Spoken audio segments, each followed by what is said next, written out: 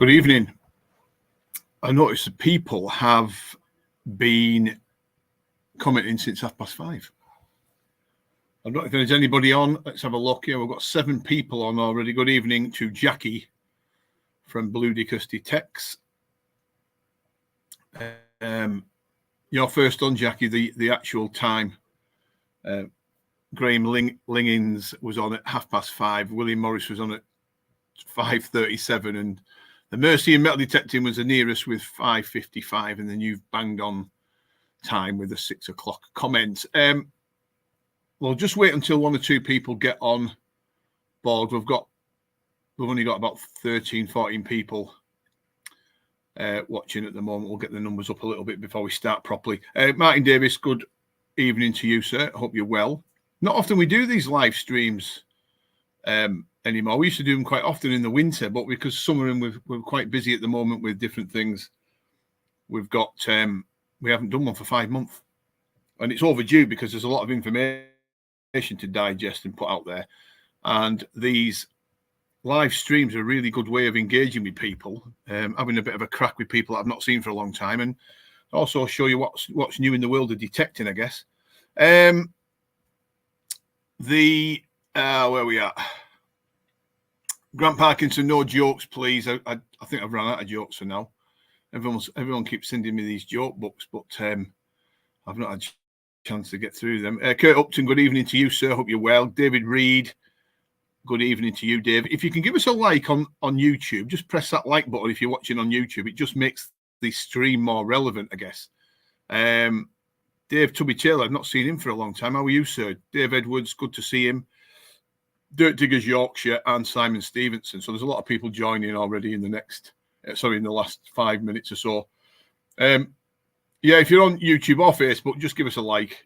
That would be fantastic. It just makes it more visible, is the word I'm looking for.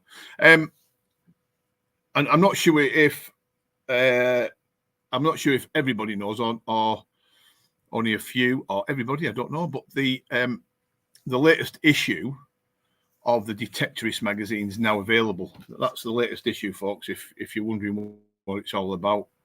Let's see if we can slide it across. That's issue 11 of the latest Detectorist magazine. You can get this free if you want, free to download off the Unearthed website, or you can read it directly off the Unearthed website. If you just go on www.uneartheduk.co.uk, at the top of the toolbar, you'll see the magazine links, and you can read every single magazine since we started producing this wonderful magazine, and it's free. It's free for everybody to read. We are producing these paper versions now, so we'll have to look at getting these are A5. We're going to do an A4 pretty soon. There's issue 10, as you can see, and they're a really good read. What I like about these magazines is it's true life stories from true life detectorists. It's not crammed full of adverts and pages of waffle. It's a really good read, and there's true life stories. It's not all about gold and silver. These are everyday finds that people are making. Some wonderful gold hammers and wonderful, rings and hoards and all sorts of weird and wonderful things that are recorded in these magazines. But there is true life, everyday finds that people make, brought to life by this magazine. And you can also, I don't know if you can see that, you've got a chance of winning $2,500 if you scan that at the end of the magazine, right at the back page. But it's the last page on the e-magazine. You can scan it on your mobile phone, leave a review, and you get put into a draw to win $2,500. Not bad, is it? You know what I mean? $2,500 isn't to be sniffed at. So they're on the back. These are currently being sent out with people that buy their metal detectors from Unearthed, so they get a free copy of these, paper copy. But we are going to be producing an A4 copy fairly soon. So there you go, folks. That's just a bit of an intro into the Detectorist magazine. And of course, if anybody wants to submit a story to it and wants to feature in these pages, you can just drop me an email with a story of your recent finds, any decent finds you've made or interesting finds. Doesn't have to be ancient, doesn't have to be gold and silver and dripping with jewels. It can be anything from, the Victorian, Edwardian period backwards. So if you've got any stories to share with us, we would love to hear from you. just drop me an email at uneartheduk@gmail.com. There you go. Lovely to see you all, though. We've got about 30 or 35 people watching. Good to see you, Jim. Graham Lingings, good to see you. And Dave Taylor. And the Treasure Huntress as well. We've not seen you for some time. Hope you're okay. And I remember, I think you were over in Ukraine, I think, last time I spoke, if I'm not mistaken. So I hope everything's going okay. I could buy lots of Garrett for 2.5k. Do you know what? I'm going to say, Percy, you could. I'm going to just leave it there. I'm not even going to say anything else. Hey, I don't think that's Tat, Jim. I think David Taylor's the other David Taylor. Just remember, right, there's 7 or 8 David Taylors in the detecting world that we know of. So let that digest for a minute. 7 or 8 David Taylors out there that all detect. I think 3 of them or 4 of them live, 3 of them we know that live around here locally to me. And then we've got David Taylor from Yorkshire that comes on the Unearthed team digs. And then there's other ones out there spread throughout the country. So David Taylor must be quite a common name, if David doesn't mind me saying that. Sam's World of Rations and Detecting. Great to see you, Sammy. I hope you're okay. And Lee Harrison's here as well. Treasure Hunter, still involved in helping Ukraine, UA. Yes, all good. I'm good to hear from you. I know I was thinking about you the other week, actually, because I used to see you on LinkedIn periodically, but I've not seen you for some time. So good to hear from you. I hope you're getting up with your detector. And of course, there's Dave Tubby Taylor, of course, as well. Let me just see if I can get before I get to Matt. So there's David Tubby Taylor. So there is 8. There is 8 because the Tubby bit in the middle throws me a little bit. My mind doesn't match it up to David Taylor, but there's another one because obviously Tubby Taylor, Dave Taylor is another one. So yeah, there's absolutely loads of them, and they all detect, which is good. Which is good. Mark Bailey, it's good to hear from you, sir. Hope you're well. Evening to you anyway. Any of the Davids here? Good. Yeah, you're right, mate. And Matt Wilkinson says he's David Taylor as well. So there's David Taylors all over the place. Again, just reiterating on what I said earlier, if you can just give us a like on YouTube or Facebook, it just makes it relevant for us, folks. It just helps the situation. Right. So we spoke a little bit about these magazines that are being produced now. The next one of the Detectress magazines due out at the end of July. That's issue 12. And you can go into this live draw to win this money. So any of you can do this at any time. You just scan it on your mobile phone, takes you through to our review site, leave a nice review. You get put into the draw to win 2,500, as you can see. I don't know if you can see that. Happy days. Happy days. Any stories you want to submit, please do so. We'd love to hear from you. It's been some time since we've done these live streams. Like I said, it's been 5 months. And there's no point in me having this technology at my fingertips if I'm not going to use it. So I thought, well, seeing as though the football last night was so diabolical, we'll put a live stream on tonight, Saturday night. We usually do them on a Sunday, but I think England play tomorrow night, so that might have took a lot of people's attention. So we thought about doing it because there is a lot of information going around and a lot of information out there since the last live stream we've done. And we need to get the message out there to people, what's going on. Alan Mason, hope you're well. John Smith, hope you're well too, sir. We're up to about 37 people watching now. We usually get about 80 to 100, which is really good. But we've only been allowed to share it on YouTube at the moment. And I think the Facebook page, for some reason, StreamYard's not recognising the Unearthed Detecting group. And I don't know why. Technology at times can be an absolute nightmare. So some of you will already know that there's a number of new products available now in the coin and artifact cleaning world. Now, for some time, I've always had this issue when people find coins and artifacts. Well, for example, I don't know if any of you guys are on TikTok, but there's a lot of information now going around on TikTok, as you know, detecting related, where people are out in the fields. They'll do a live video, if that's the right word, or a live snippet of a coin or artifact that they find. And the first thing, not all of them, by the way, because some of them are very good, but there's a lot of them that'll get a coin, for example, and and rub it, right? They don't rub the dirt off carefully, which sometimes I do. Sometimes I will remove a bit of dirt with my fingers carefully just to reveal the coin underneath. But these guys now are rubbing and rubbing and rubbing, and then they're stopping rubbing when the mud's off, and then they're putting it on the jeans, right, and rubbing the jeans, rubbing the coin on the jeans. Really, these soft, worn, hammered coins. I'm going to have to take that David Taylor thing off, aren't I? There you go. There we go.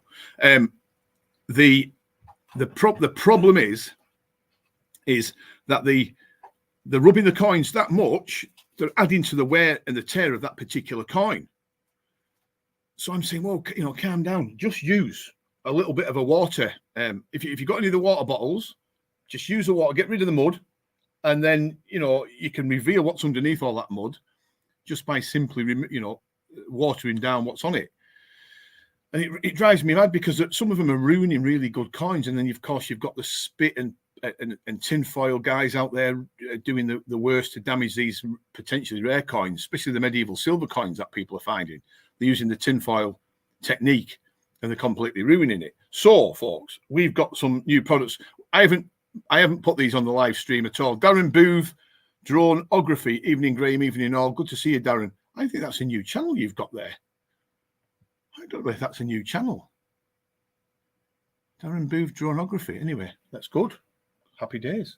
So, folks, what I'm saying to you, I'm going to do a giveaway at some point. It won't be on this live stream. We're going to work out how we do it.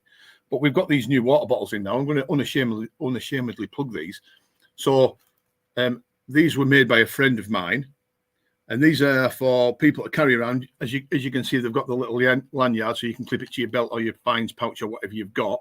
Fill it full of water. You get your coin, take your top off, give it a squirt, removes the mud off the coin or even the artifact without rubbing it. Just carry one of these around with you. It doesn't have to be one of these unearthed ones. It can be anything. It just removes all that mud because there's too many people out there ruining. And it's the new guys that are coming into the hobby and they don't know any better. And without lecturing, I comment sometimes on TikTok and I think, have I gone overboard a little bit saying you're going to ruin that coin if you carry on doing that? And then they think, oh, it's that idiot from Unearthed there giving us bad advice or trying to give us advice and we're not going to take it. It's not bad advice. It's the right advice because you're going to ruin coins doing it. So there's that going on. John Ross, it's my birthday today. I'm 35. Wow, John, I wish I was 35 still. I wish I was 35 still, mate. Happy birthday to you. We've got Sean Wizard. Hi, thank you for doing... Where are we at? Sean, there you go, Sean. Excuse me. Hi, thank you for doing the Xterra Elite run through. Just had my... Oh, it's such a good machine, that Xterra Elite. The thing is with that machine, I'm getting sidetracked, of course, and I always get sidetracked on these live streams. The Mind Lab in their wisdom didn't release much information about the Xterra Elite. So we got wind of this machine coming out, but we didn't know what it was about. We didn't know much about it until pretty much the week of the release. And I thought, wow, that's a lot of features and a lot of technology crammed into this new machine for a good price as well. Full multi-frequency, single frequency if you decided to use it in single frequency, all the waterproofing, weather, whatever, wireless. So I tested it. On the morning that they arrived, I just rushed it out of the box. I tried to learn the features and the machine's sort of durability, I guess, and its performance that morning, and it was very good. I was quite impressed with how good that machine was. But it was pretty much like my Equinox 900, to be fair. So I was really pleased with that machine, and they're going to catch on. It'll be a slow burner, I think. I think people are going to. The savvy people out there are going to say, well, there's that machine at that price, or there's the Xterra Elite at this price. I know which one I'd choose. Anyway, there you go. History Unearthed, you logged onto his wrong account, so you've got two accounts. That's fine, mate. I understand now. It did throw me a bit, Darren, actually. Kev, the legend himself, Kev Irwin, is here. If some of you guys watched a film on our YouTube channel about 2 months ago, you would have seen Kev find that wonderful Bronze Age gouge, about 3,500 year old. They're extremely rare. We don't see many of the gouges. We see one or two of the axes coming up and one or two of the spears and the Bronze Age adze, which is spelled ADZE, but you don't see many of the gouges, and that was a woodworking gouge, and that was very rare. So that's the guy who found it. And it's my birthday too. It's everybody's birthday today. Simon Stevenson, 51. Again, area 51, mate. Nice. Happy birthday to you, Simon. Everyone's birthday today. On a Saturday as well. Nice. Southern Relic Adventures. Hope you're well, sir. Good to hear from you. So, yes, Sean, they're very good machines. I'm going to keep one myself, actually. What I like about them, the Xterra Elite, is the balance. The build quality is very good. But also, it's got them wonderful V12 coils on that you can use, which are, I think, they're better than the Equinox range. The Equinox coils, I've always had a bit of an issue with them because they're too fat and round for me. I like a search coil that sort of leads the way with that nice rugby ball shape, slightly narrower so you can get between the iron better, and still got the good ground coverage with them. So I'm really, I've got a sneaky feeling I'll do quite well with that Xterra Elite this year. When the crops start coming off and the good old stubble fields start coming at the end of next month, we'll be out and about with it. Evening to Phil Crawshaw as well. I hope you're well, Phil. Your digs are mouthwatering. You're doing so well. Good luck. Yeah, they are actually. They are. I'm quite pleased with how Team Unearthed's working. Team Unearthed is now an established team. It's not it's not a commercial rally. We don't do commercial rallies or organised digs anymore. We never even did commercial rallies, to be fair. We've always done sort of group digs, if you will. But we've formed this team of avid, like-minded friends and detectorists that have formed this Team Unearthed now. And it's a mixture of seasoned detectorists and sort of new to intermediate detectorists that are all gelling together and working as a team to uncover the history on the farms that we get permission to search. And I have to say, it's actually going better than I actually expected it to, because when you're managing large groups of people, there's always going to be issues. There's always going to be a little bit of friction from time to time, and a little bit of, it's very difficult to deal with large groups of people or groups of people in general. But I have to say, they're all clicking. There's not a bad person amongst them. They're all getting on very well, and I'm really pleased with it. And we're making some terrific finds as well on fields that are, some of them are out in the middle of nowhere. There's no known history. And we're going out on these fields and working tirelessly at it, and we're uncovering some wonderful finds. I mean, some of the farms and the fields that we do are very historic and had a lot going on, but we're finding some wonderful coins and artifacts at the moment. And those of you that follow me on the Unearthed Detecting TV channel on YouTube will see these finds coming up. We don't really feature people's faces. We don't really feature people walking up and down with the detector and digging holes. It's all about the finds coming up. At that moment, we'll film it. So I think you'll enjoy the next one that's either going to come up tomorrow or Monday. And the reason why I'm going to be putting another dig video out is because we had a midweeker last week. Wednesday just gone, we had our first midweek Team Unearthed event, and it was unbelievable. It was absolutely fantastic. We really enjoyed it. So greetings from the USA. Sorry to waffle on, guys. Greetings from USA, Southern Relic. Good to hear from you. And you're right what you say. The Elite, the Minelab Xterra Elite with the -1 iron filter will be a killer. It'll unmask on certain sites the coins and artifacts lying next to iron. I think it will be an interesting feature. One that I'm certainly going to try on some of my sites. And Mark was his birthday as well on Friday. Oh, it is on Friday. Yes, it's the longest day, isn't it? This Friday coming. Yeah. I mean, the longest day already, and we haven't even had a summer yet. Kurt Upton is, I would like to mention the M9 that I bought from you, as you know, has been sniffing up them Roman. Yeah. Do you know what? A lot of people are finding those M9 Manticore coils very good. I know Jeff Block used one on Wednesday on on the Team Unearthed dig, and he really enjoyed it. And they seem to be taking the Manticore guys by storm. And I don't know if it was released to be a massive hit or it was released to just tick the boxes for the people that search beaches. But they're not just using them on beaches; they're using them on land and arable fields and things. So it's doing well. Yeah. Give us one of your jokes, says History Unearthed. You didn't prompt me. Yeah, I've got one for you, actually, now you say. Are you ready for this one? And now I know Melanie's just said, oh, God, in the background and held her hands, head in her hands, which is bad. But Grant Parkinson will like this one because he's a real supporter of my jokes. But the local Cumbria archaeologist here has just been sacked. Now his career's in ruins. What? That's an unbelievable joke. Now, I know there's a lot of people out there really loving that, right? And I'm only going to tell it the once, so that's it, it's told. But come on, guys, you've got to give me a bit of a laugh on that one. And History Unearthed is saying, come on, Mel. And I agree. I absolutely agree. And Jackie's laughing, so I don't mind Jackie laughing. Jackie's a great supporter of Unearthed, and she I knew she'd laugh. She's being polite, Mel said. But there you go. So we've got Love Mine M9 coil, best of both worlds coverage and separation. Good. Search coils are a massive, massive part of how a detector operates, as you know. I used to test a lot of coils going back 2008, 9, even before that. But then I started getting serious about big coils.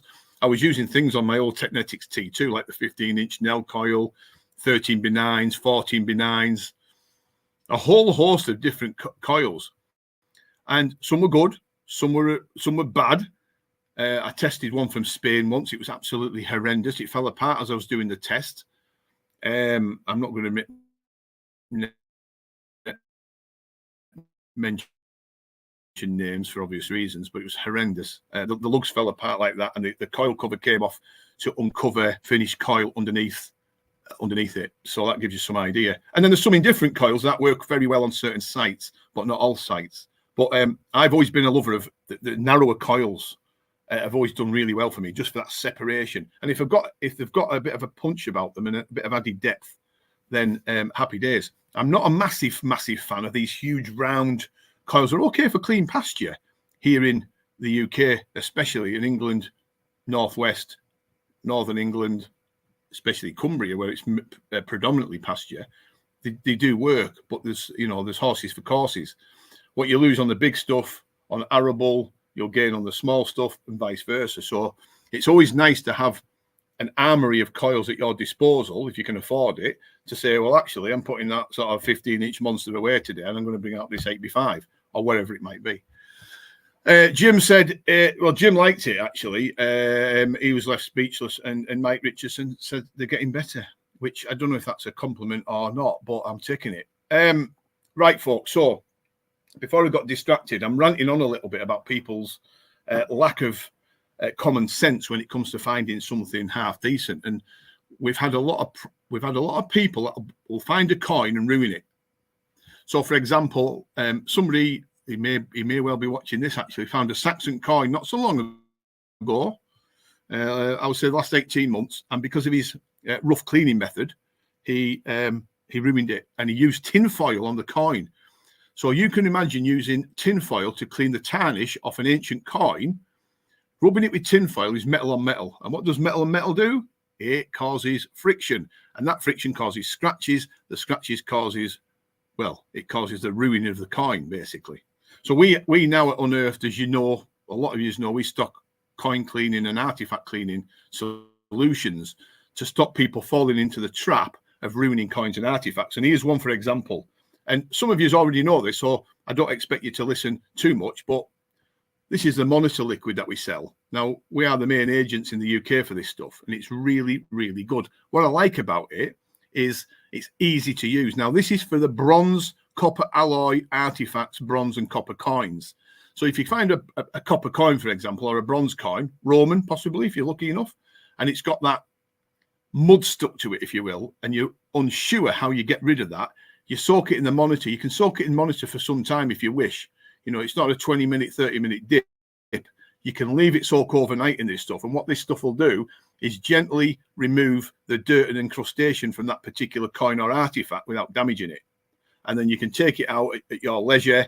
You can give it a bit of a rub with a cloth to remove the residue or the dirt. And hey presto, it actually protects the coin at the same time from bronze disease and things. So that's on the Unearthed website, folks. If any of you want it, we've got plenty in stock because the new ones just come. And I'll put a bit of a teaser at the end for you that might just prompt you to invest in some of this stuff. That very, very good stuff it is. I'm soaking all my bronze Roman coins, for example, bronze brooches, Roman brooches, in this stuff. In fact, Melanie will play hell because I've got a tub of Roman coins at the moment soaking in this. In the kitchen. On the side. Anyway, that's separate. And of course, once you've dried your coins off, right, and you've got that stuff off, and you've got a bit of kitchen towel, for example, and you've got the mud and residue off, dry it out, and then you can apply this stuff, which is, if I get it right, folks, there you go. Now, the differences between this wax and others, I'll just open it up, actually, if I can, with this lid. I don't know if you can see that. It's got a rather nice smell to it. That there doesn't leave that white pasty residue when you've used it. Now, there's a lot of stuff on the market currently. What are you saying? Me. Yeah.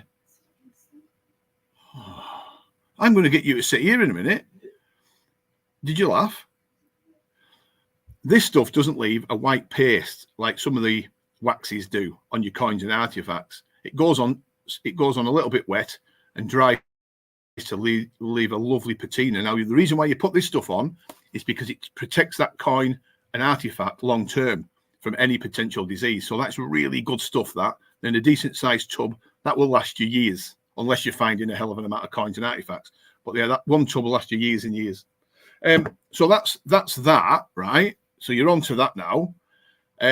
We've got a big jump in people watching, which is really good. Give us a like on YouTube, give us a like on Facebook, just to make it relevant, folks, if you can. The next one is this. Now, this is, I'm not going to stick my neck out and say it's my favorite, but I've been using this more and more than the rest, and you can see by how much is left in the bottom of the tub, in the bottle. So that's Clean Bill. Now, Clean Bill is the one I've been using most, and as you can see, it's nearly empty.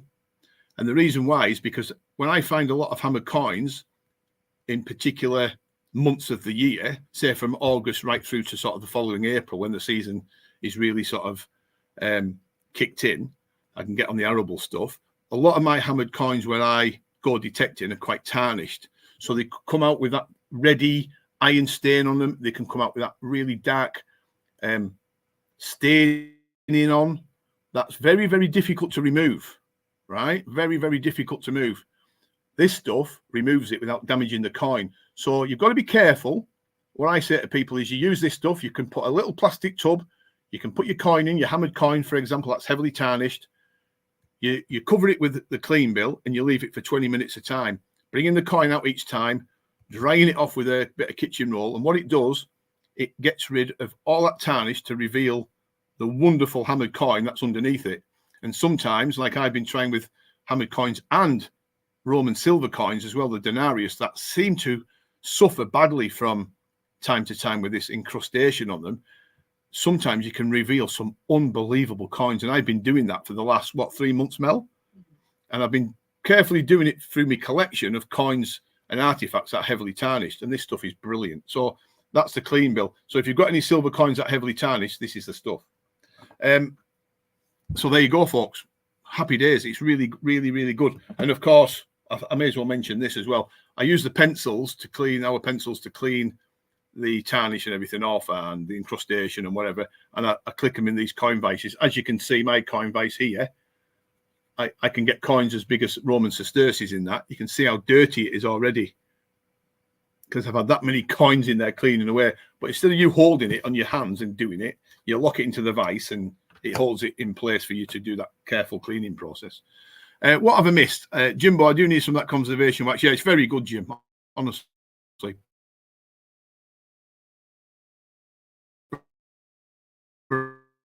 Brilliant. Everybody should be waxing the coins up once they're dried off. Where else have I got? Been a problem with the stream. I don't know if you guys are picking up on that, but the stream seems to be dropping off a little bit, and I do apologize for that. We just, there we go. Might be able to give her a Monday. Yeah, just give her a ring, Mark. And I think there's another comment there. The Clean Bill solution does remove the blue tarnish because I do like. Yeah, so does it remove? I wouldn't. It does remove the blue colouring. So I really like the blue colouring on hammered coins, Jim. Some of the hammered coins you get, especially in Cumbria, have that beautiful blue tinge to them. So if it's got the beautiful blue tinge, leave it alone. Just wash it under the tap gently and don't put it on the clean bill. I would use this for heavily tarnished coins with iron staining on, for example, and that horrible incrustation that you get the Roman silvers. But I wouldn't use it on the blue tinge. It removes the blue tinge to reveal a beautiful silver coin, but I think the blue tinge is more desirable than the silver coin itself. So there you go. I've got here we go. I've got working well in Saudi Arabia. That's John McNeil. Good to hear from you, John. Hope you're well. And I guess you're seeing your work. It's working well. Are you in Saudi working? Where are we at? Pascal, hey Graham, do you have any good programs for Knox 900? I couldn't afford the Montecar. I'm using the 900. I'm using the 900 pretty much simplistic. So if I remember what I'm using my 900 on, I'm not using it on 5-tone. I'm using it on 2-tone. 25 cents, it goes to 28 cents. Volume max. Ground balance at 0. No threshold. I don't have any threshold on it. Any noise, background noise. I know people do like threshold, and they do find a lot with it, and it works well for them, but not for me. That's my personal slant on it. Recovery speed depends what I'm using it on arable. If I'm on arable, there's a little bit of iron knocking about between 4 and 5. If I'm on pasture, I'll drop it between 2 and 3 recovery speed. Iron bias on 1 or 2. Tone wise is interesting because I'll use it on 2-tone, but I'll also use it on all tone. If I'm detecting on deep pasture, I'll put it on all tone, and it seems to amplify those deeper targets. So if you're working on pasture where there's a lot of deep artifacts and coins, the all tone seems to amplify those deeper targets, and I think you do have a degree of success using it on that, but it's trial and error. Not every site will respond to you using it on all tone, so have a mess around with it, but you'll enjoy it. Dale's here. Dale from Detecting with Dale. Some of you guys follow Dale on YouTube. He's about to go over to about 2,000 subscribers. So if any of you guys want to go over and subscribe to him just to get him over that milestone, feel free to do so. Good lad is Dale. Graham, yes, Graham, sat in, how do you pronounce that? Riyadh? In 48 degrees. Wow. A bit hotter than Newbigin. That is hotter than Newbigin. Yeah. And there's a few Newbigins as well, John. There's Newbigin here in Cumbria on my doorstep, and there's a Newbigin up by Penrith, I think. And if I'm not mistaken, there's one over the northeast, and I think a couple of the Newbigins are Roman related. There you go. Just a bit of trivia for you. Dirt Digging, where we are? Dirt Diggers UK. Good evening, Scott. Hi, Scott. How are you? Good to hear from you, sir. So, folks, we've just talked about these new products that we've got in for Saturday night only. If you want to do it, if any of you are interested, if you go onto the website to purchase any of these liquids that we've got for coin cleaning purposes and your wax, if you put in discount code, just for you wonderful people watching, if you put in a discount code on checkout, which is Unearthed Partner, which are two separate words, Unearthed, then Partner, you'll get 10% knocked off for this evening. So that's on every product that I've just showed you on here. So that's your monitor for your bronze and copper coins and artifacts for cleaning and protecting. You've got your wax for the ultimate protect without the horrible white residue that some waxes leave. And then you've got your silver bill for your tarnished silver coins. And of course, you've got your coin vise for locking it into place when you use your pencils. So there you go, folks. I'm going to put them to one side. So that's worth thinking about, isn't it? So there's a lot going on. Yes, as I said, I hope that helps, by the way, for the gentleman that was talking about the 900. We get a lot of calls off people asking for advice on detectors that have never even bought their detector from us. So they'll go on Amazon, for example, and they'll buy a metal detector.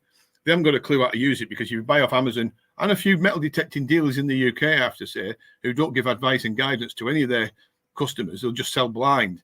But we seem to get the calls because I'm a detectorist, and they'll say, "Hi, I buy my detector from you, but I want to know your settings." So I spend a lot of my day doing their job for them. So without being rude, I'm starting to say, hang on a minute, go back to where you bought it from and ask them for advice and guidance on the detector. Some dealers are very good, actually. They'll give you proper advice, but some just haven't got a clue. Take care, great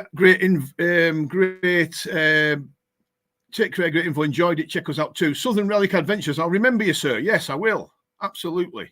Absolutely. Great to hear from you. Hope you're well. So that's that going on. We've had a lot of people as well. A lot of people these last few months. Well, since Christmas, I think, ringing up and asking if they can join or they can become a member of Team Unearthed, or they can join the rallies or commercial rallies, what they think we do, anything like that. All sorts of weird and wonderful calls.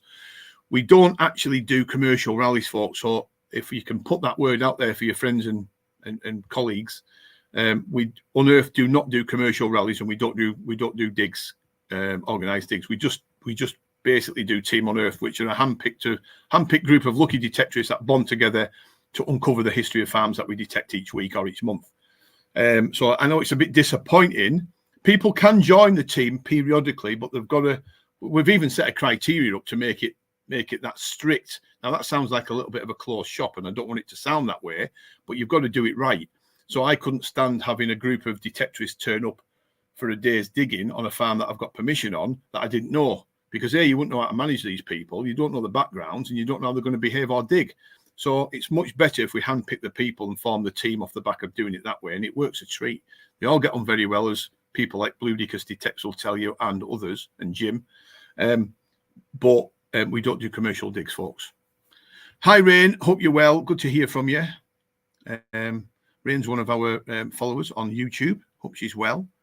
And we've got, what have we got that's just come in? The wax is really good. We've got a few just joining.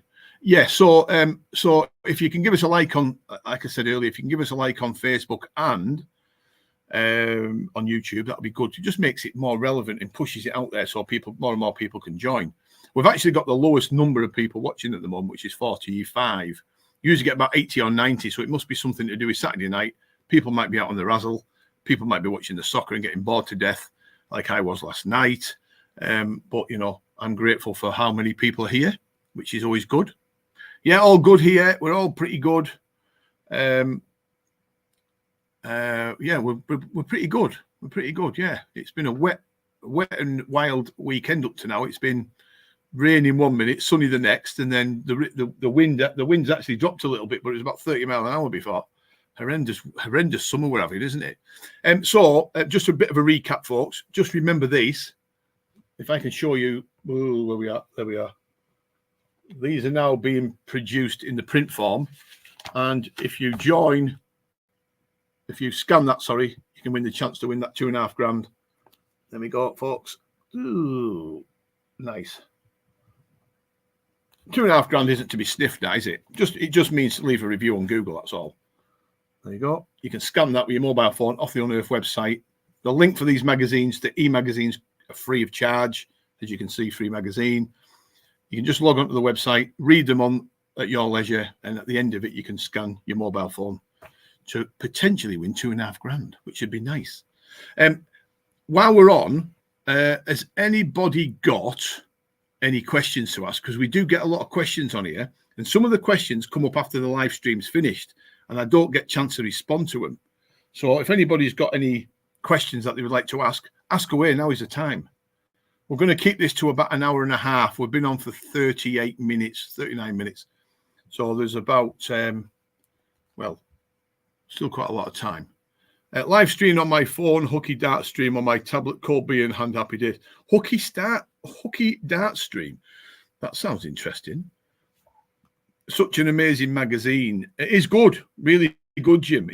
The stories are fantastic. We get a lot of stories coming in for the magazine off everyday detectorists that really want to share their experience of their metal detecting adventure of a particular find that they've made or a particular day. We have one gentleman from Scotland who had a disastrous day detecting, if you remember, in the latest magazine, and he, you know, his batteries went dead. He thought he charged his batteries. His headphones went flat. Did his spade break? I think his spade broke as well, or his probe it was. And he had all this happen in one day. It was like the perfect storm. So he had a disaster, but he felt compelled to put it into quite a quirky story, which I thought was fantastic. It happens to us all, but it happened to him all in one day. Headphones went, detector went flat because his missus turned it off when it was in halfway through its charge, and the probe packed up. And they're the sort of stories that I enjoy reading, and obviously people out there obviously enjoy reading it too. William Morris, good to hear from you, William, all the way up in Scotland. If you have any more midweek digs, if there's any, absolutely, William, absolutely. Now, we don't do midweek digs normally.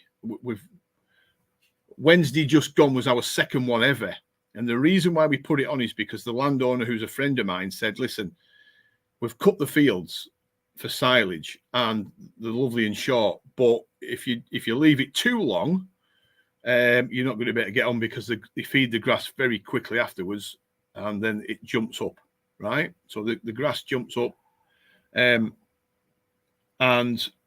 then we thought, well, we could put a weekend on, because the Sunday was booked with a dig elsewhere. So we put the midweeker on just to see how it went. And I tell you what, you watch that video tomorrow, it's absolutely fantastic. There was something about doing a midweeker that sets it apart from a Sunday dig. I found it more relaxing. The motorways was busy in the morning when we were traveling to there, but when we got to the particular location, it was so peaceful because everybody was out at work. It was just really, really peaceful and chilled out, and I love it like that. The team of detectorists that we had on the day just blended into the fields and started finding some really wonderful finds. The problem we had, and it was my fault, is we opened up too much land, and that too much land then became a problem, because instead of it being sort of 50 or 60 acres, it was like 110, 120 acres, too much. We just didn't get a chance to cover it with such a small team. I think there was 30, 35 of us detecting on the day, but that 35 people, you wait and see this next video coming out. There's some unbelievable finds. You'll love it. You'll love it. Where are you going next to dig when your programs come out, on what channel? That's a good one. We don't know where the next dig is. Is that you finished? No. Oh, okay. The program next dig is going to be next weekend, and the program we've filmed for the BBC One, was supposed to be out in late April, and then it got put back. Summertime's here now, so I'm thinking it'll probably be autumn by the time that airs on BBC. Now, it's always exciting when these things come out, and I'll probably be sticking my neck on the block a little bit saying this, but it's going to be groundbreaking. I think groundbreaking television, because there's never been anything like this done before. I've been lucky enough to be featured in lots and lots of television programs that have been detecting related, which have been hugely enjoyable. Great British Treasure Hunt, Friday Night on the Farm, Midweek on the Farm, the Channel 5 production of Hidden Treasure, lots and lots of different ones over the years. But this one is going to take some beating, not just because it's unique, but it's 15 episodes. I think we're going to be looking at 15 episodes on BBC One prime time between 4 and 5. So I'm hoping, and I think we're going to do a little bit more filming, and then it's going to go on to the BBC around about autumn time, I think. And you'll love it. The stuff we found was unbelievable, absolutely unbelievable. So that's going to be that one. Let's have a look. Here we go. This is a good one. This is a good one. If I was to dust off an old school detector for a day, it'd be a toss up between a Fisher 1266X and a Minelab Tribune. So that's showing my age a little bit. Both those detectors did me proud in the late 80s and into the early 90s. The Fisher the Fisher 1266X was a deep-seeking, easy-to-use, dual discrimination beast of a metal detector. Had its problems around iron, by the way, but some of the finds I made, hammered coins and Roman bits and pieces way back then when I was a teenager, was just unbelievable. Just such a brilliant machine compared to what else was around it at the time. And then, of course, Minelab in the early 90s released a machine called the Tribune. Some of you guys will know it on here. if you remember way back. And that was a brilliant metal detector, single frequency, easy to use, deep seeking again. There's just something about it. There was just something about it. You picked it up and you knew you were going to find something with that metal detector. It was like a boosted version of the Tesoro Royal Sabre in my eyes. So they would be the two, Dirt Digger. They would be the two metal detectors that I would go back to and use from all those years ago. Martin Davis, he absolutely loved the midweek. Did great weather and it broke up the week's work. It did. There was something about doing a midweeker, and I think I'm going to do another one or two before the year's out. It just seemed to be very relaxed. We got there. The farm was a beautiful place. The landowners were very friendly. The fields were wonderful to search. Just rolling fields that had been cut. Very pretty place as well. Very pretty place to the eye. In fact, you guys that are watching now, if you look at me and then you look behind the screen and you can see a picture of an outdoor scene, that is actually a picture where we were on Wednesday. So that's going to form the next YouTube thumbnail, what's behind me. Obviously, I can't give too much away, but that is actually where we were detecting on the morning, believe it or not, to the fields to the right and left.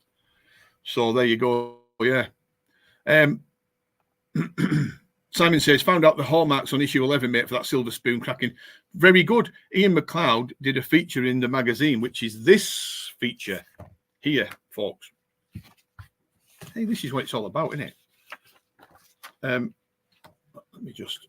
So that's the hallmarks feature, and that's a number of pages, actually, as you can see. This is just... There you go. Hallmarks. Ian McLeod did a 3-page feature of the hallmarks, silver hallmarks, for people and detectorists to get the best out of. And you know, it's such a good article. You know, he must have spent hours and hours doing that. So we really thank him for doing them articles, like we thank everybody on the that have contributed to these magazines. Graham, can you folks recommend a good overhead finds bag? I think you should be looking at finds bag, waist bag, one that goes over the shoulder. The Capan ones that we sell, the land and sea ones, are brilliant, Dave. Brilliant. You can use them in the sea because they've got that mesh in them so the water can flush out. No fines drop out if you wanted to, if you're a beach detectorist. If you're a land detectorist, just as good on land, you can put your probe in there, loads of different pockets. Have a look. Brilliant. Brilliant.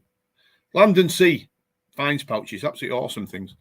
Dean McAvedy, nice one. Hope you're well, Dean. What program called between 4 and 5? So the program's going to be called Lost in the Lakes. So a lot of people on here are probably not even from the Lake District. The Lake District is very popular. I'm just looking at somebody walking about out here with a dog. The Lake District is very popular for obvious reasons. And the program on the BBC is going to be called Lost in the Lakes. Just going to be awesome. Absolutely incredible. I looked back at some of the finds that we made and some of the television that we made, and it's going to be incredible, absolutely incredible. Not just about detecting, by the way. So it's metal detecting bolted onto diving. So there's people going to be diving on there, detecting a bit of magnet fishing. It's going to be absolutely awesome. I can't wait to watch it myself, because obviously we've featured in the programs, but we don't get necessarily see everything until it's edited and put on telly. So there's a lot of good stuff. David Mildred. Hello, Graham. Any inside information? There is talk of a fisher coming out, fishing new fisher metal detector technetics. When it's going to be, I don't know, David. I'm hoping beyond all hopes that it'll come out this year. That's all I can say on that. We've got 1266, good call. 1265 was the first. That was a very, very good machine as well, the 1265. I had a friend that used to use the 1265 and he found lots of nice things with it. Question, Graham, have you ever regretted running a team dig because I find you would love yourself? Not really, Percy, no. I don't detect on the thing is, it's very difficult. It's very difficult to put this into words without sounding like I'm blowing my own trumpet, but I'm not, and you know I'm not, but I've pretty much found everything there is to find in the world of detecting. So, you know, I don't really have to go out there and say, right, you know, I need to prove myself in the Celtic Quarter or the Iron Age or the Roman area. I've done it all. I found just about everything there is to find without bragging, without boasting too much. But I'm very proud of my detecting achievements. So when I see these people on our team digs, and this is probably one of the reasons why I formed the team, is it'd be lovely for them to share the same experiences over the years that I have. So, for example, when I see somebody finding their first ever, see you later, Mel, their first ever Roman denarii, and the buzz that they get off it, I get the same buzz for them, just like I did way back in the 80s when I found, or the 70s or whenever it was, when I found my first hammered or silver Roman. So it's all about sharing that experience and giving people a chance to, you know, experience what we have, I guess is the right word. And so there's nothing really that's popped up and I've said, oh God, I would love to have found that myself. But I tell you, there's been some over the last few years, you know, gold hammered, you know, gold noble, some wonderful denarius, some lovely treasure items, Bronze Age, you know, Bronze Age axes and spears and gouges and hordes of silver coins. And, you know, there's been some wonderful Roman gold rings, medieval gold rings. There's been some awesome finds, but every single person that's found it, just about, it's been well deserved, and they've done what it is. They've stuck in and really sort of dug in and attended every one of them. You know, I put them on in the middle of the winter when it's absolutely horrendous weather, and they've dug in and found the stuff. Where we at? Al Plevy. Where we at? Al. I'm getting lots of. I'm not seeing the things coming through as fast, folks. I do apologise. Has the horrible weather put a damper on it for detecting this year? And also, could you detect in one part? So if I took Lincolnshire out of, I tell you what, Cumbria is a really good place to detect. It never used to be that good, or we thought so. But the emergence of the deeper seeking metal detectors have sort of turned it on its head a little bit, I think, on past year. And that's not digging through archaeological layers, by the way. Norfolk is still, in my eyes, I've had probably the best experience. Mind you, Lincolnshire's very good. Norfolk for me was always the number one county certainly for hammered coins. The problem is with Norfolk is getting permission there. It's very, very difficult to get permission. There's that many detectors hovering around the farms now. The farmers are just getting fed up. But yeah, wonderful. Lincolnshire, Norfolk, Suffolk, Wiltshire, Cumbria is good. Lancashire's even parts of Lancashire. People say Northumberland and Lancashire are empty. They're not. If you're detecting the right places, I've seen some wonderful coins and artifacts come out of both counties. Does sound awesome. It does. You're going to enjoy it. Honestly, you're going to enjoy it. It's going to be absolutely right from the word go. It's going to have everything in it, and the people that have filmed it, the BBC production crew. They're wonderful people, but they know what they're doing. And you know, we've worked hard. We had to work hard for the finds, but we did it. And there's a mixture of emotion. It's very emotional. You won't think it's going to be, but it is. It's emotional. It's inspiring. It's exciting. It's frustrating. It's everything mixed in that you could think of. It's the full range of emotions for this TV series.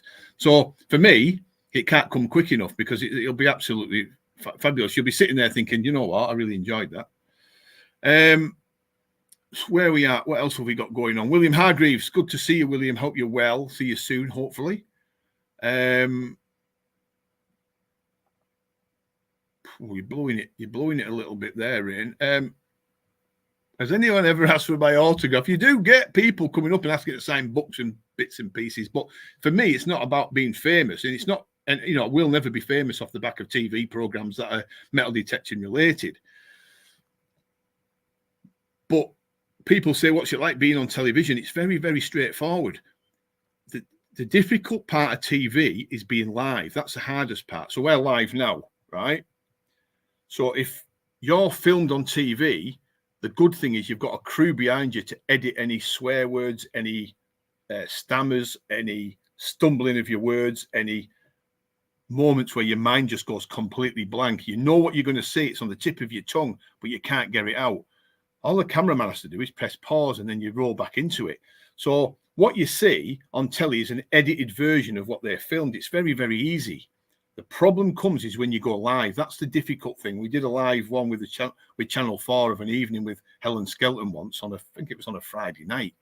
And that was difficult because the questions are coming at you very quick, and you've got to answer them because you've only got a certain amount of time. And then you've got all these cameramen and sound guys and production company people milling around in front of you, and you're like, oh, but it's all right.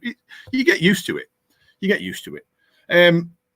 So we've got everything you do with Unearthed. We're going to do it. Listen, it's all about, for me, right? For me, life is about making memories and an adventure. If you don't treat life as an adventure from the moment you get up in the morning to the moment you go to bed at night, for me, it's not worth living, because then you end up doing this: sleep, eat, repeat, or sleep, eat, work, repeat. If that's the right word, if that's the right order. Sleep, eat, work, then eat again, then sleep. You know, it's mundane. Life can be mundane for people. So if you can roll your life into some sort of adventure, which is what we do with Team Unearthed, for example, every time we go out with Team Unearthed, we do not know what's going to come up within that day.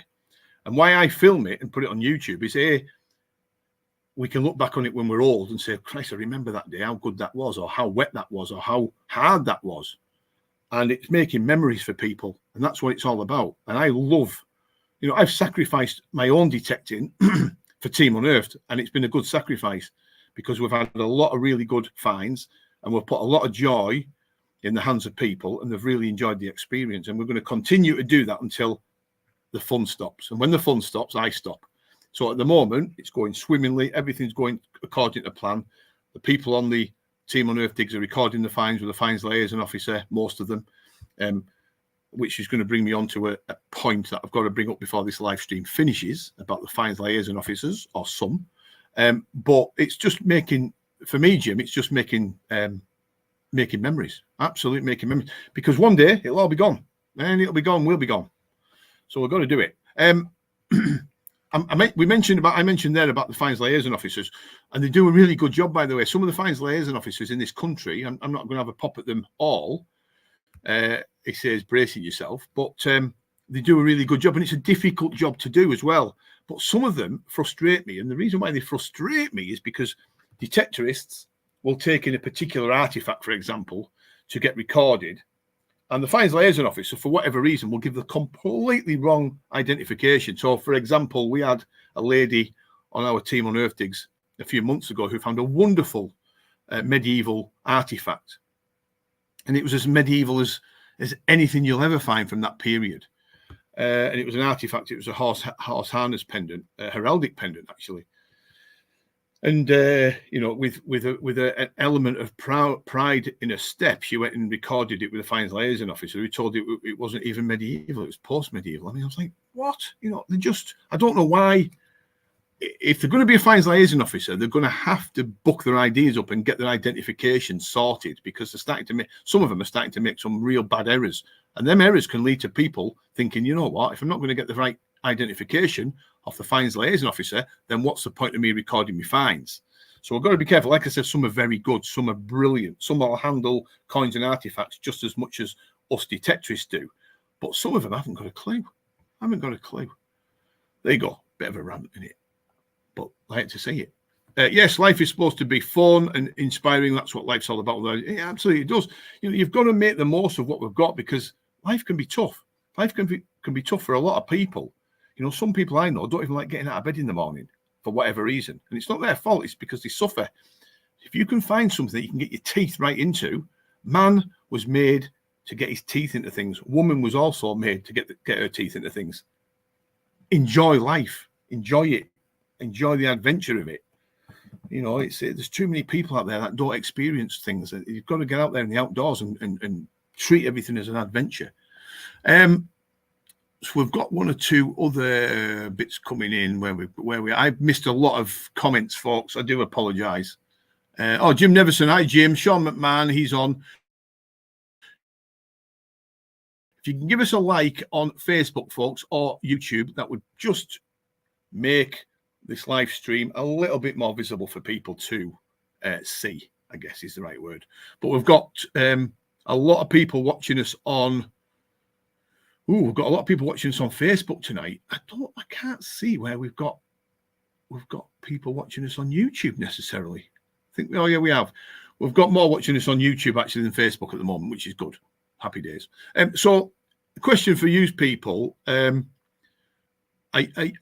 is there anybody producing YouTube content for metal detecting out here on here tonight? I know. Let me see. I know Dale's on here. Dale does his channel. I don't know if Dean McAvedy does. I think Percy does with Mercy and metal detecting. He definitely does. And we've got, who else have we got? We've got Al's detecting channel, which is Al Plevy, and we've also got Bloodicus Detects as well. The reason why I'm asking is I'm seeing a lot of new channels coming on board metal detecting, which I think is really good for YouTube. I think everybody should have a chance of being a creator if they get the chance to do it. So it'd be good to see anybody's response if they've got a new channel or they're thinking of doing one. Where we at? Graham, is there an update on the exit? Yes, easy. Very easy, Bloodicus, Jackie. So you go onto the MindLab website, you'll see the download. You'll see the download button. You've got to then link your USB up with the port in the Xterra Pro to the computer. You press the download button, it'll take you through that sort of series of events, if you will. Very straightforward. I think 30 seconds to a minute and it'll be done. 30 seconds to a minute's pretty easy. But it should give the Xterra Pro a boost in performance, and the features that's added to it via the update should improve the detector, which is already a very good detector, by the way. We've got some FLOs and museums are completely bent, as people have. Yeah, do you know what? A lot of them are very good. Like I said, you know, the museums, the people that work in the museums and the fines liaison officers are very good. But there's one or two that haven't got a clue what they're identifying. My advice to them would be, if it counts for anything, if you don't know what it is, don't say, don't guess. You know, people are walking out with really good finds that they've made from, say, like I said earlier, the medieval period, and the fines liaison officers are telling them it's something completely different, which is wrong. If they don't know what it is, they shouldn't be giving advice. That's my take on it. Ernie Holding, hope you're well, sir. Good to hear from you, Ernie. Hope you're well. Martin Davis has got, not for me, I have a face for radio.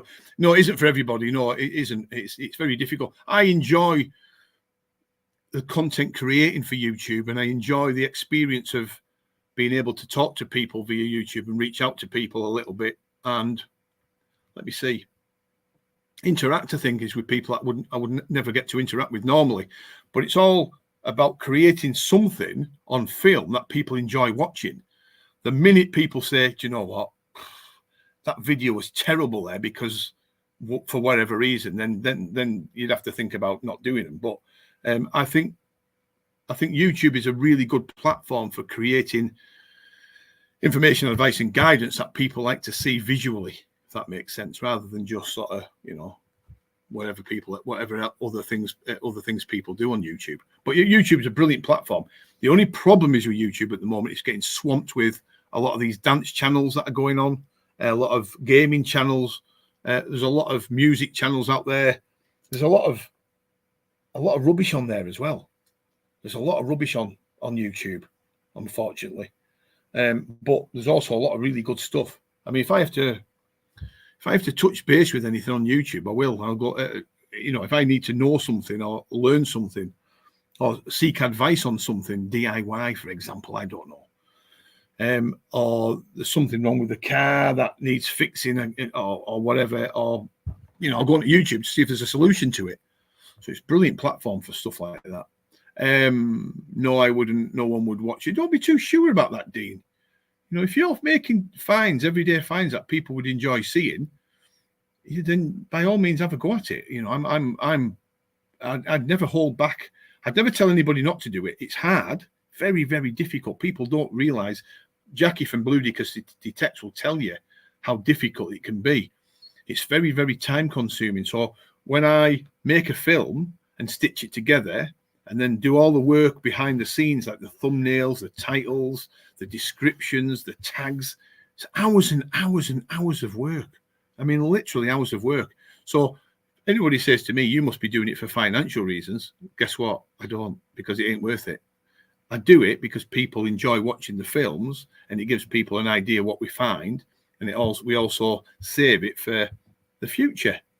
you know, in the future, it's saved there for memories. That's exactly why I do it. So when Team Unearthed finally dissolves and finishes, whenever that will be, you know, there'll be a time when we completely pack it up. At least then films will be out there for people to still enjoy and watch. And even my kids, when I'm gone in the future, whenever that will be, they may look back and say, well, you know what, my old daddy quite enjoyed getting stuck into those fields and filming coins and artifacts coming out, whether it was me detecting personally or it's with the team.